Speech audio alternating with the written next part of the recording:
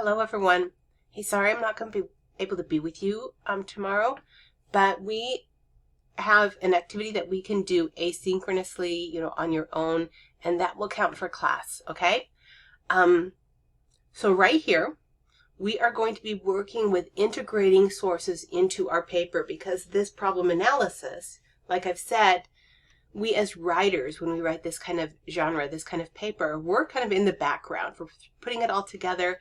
It is the names and the comments and the ideas from our sources or stakeholders that are going to stand in the spotlight.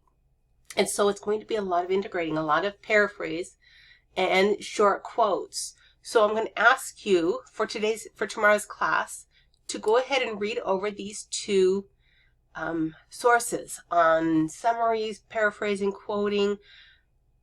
Keep in mind, if there is anything that can be paraphrased or put into your own words, always paraphrase it.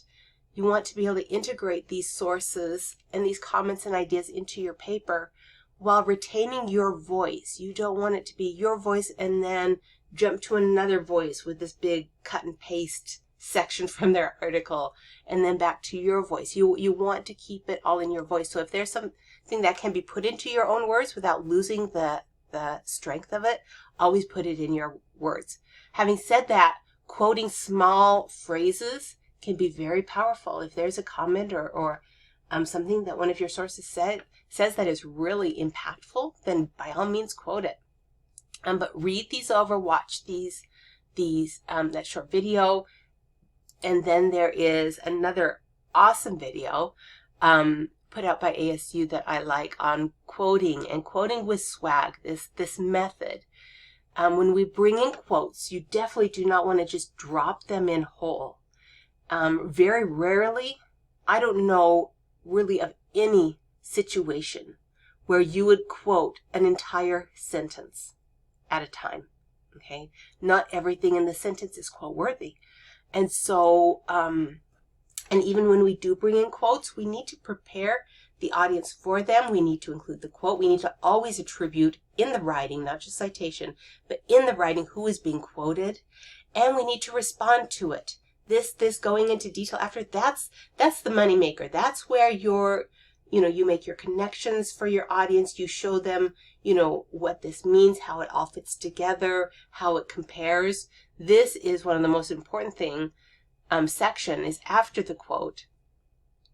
And a lot of people kind of pass over that and miss a really strong opportunity. So watch over that. And here's an example of a quote. And then finally, within 24 hours of tomorrow, when I have this due by Friday night, is I'm going to ask you after reading those to pick a quote that you plan on including in your problem analysis. And we're just going to practice the SWAGG method. You're going to write a few sentences that stage it. That means to lead into it, to prepare the audience for it. You're going to use the words of the quote. You're going to attribute that quote in the sentence. Who is being quoted, not just in citation when it's a quote. And then you're going to follow that up by going into some more detail and going forward. And that will make a whole lot more sense after you watch that video, okay? And then just looking ahead for next Tuesday's class, is I'm going to ask you to start getting your plans down on paper. And right here, we've got a little outline, a little template outline that I have created for you that will help you understand kind of the organization of the body of this kind of thing, where you're going to bring in those common points of discussion, right, that we had located in our map, the various authors who speak on that and their positions, and what does it reveal about the problem. And just fill this out with some bullet points. It doesn't have to be, full-on sentences or anything, but just so you can see the plan.